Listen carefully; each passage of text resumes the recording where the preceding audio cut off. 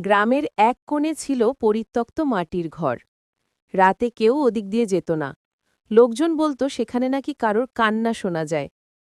একদিন কলেজ থেকে ফেরার পথে অরণ্য শর্টকাট ধরে সেই ঘরের পাশ দিয়ে যেতে লাগল। হঠাৎ সে দেখল দরজার ফাঁক দিয়ে চকচকে দুটো চোখ তাকিয়ে আছে। গলা শুকিয়ে গেল।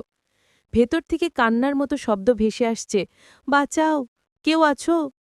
অরণ্য টর্চ জ্বালিয়ে দরজার কাছে এগোতেই শব্দ থেমে গেল। ঘরটা নিস্তব্ধ। এক মুহূর্ত পর দরজা ধীরে ধীরে কী শব্দ করে খুলে গেল। অরণ্য ভয়ে পেয়ে পিছিয়ে এলো। ভেতরে অন্ধকার, যেন কেউ দাঁড়িয়ে আছে। ঠিক তখনই ঠান্ডা হাওয়া বইতে লাগল, আর অরণ্য শুনল ফিসফিসে কণ্ঠ, এতদিন ধরে অপেক্ষা করছিলাম, এবার তুমি এলে। অরণ্য দৌড় দিতে যাবে, এমন সময় টর্চের আলোয় দেখা গেল ঘরের ভিতর দাঁড়িয়ে আছে অরণ্যর মতো আরেকজন। হেসে বলল, এবার তুমি বাইরে আটকে থাকবে। দরজার জোরে বন্ধ হয়ে গেল।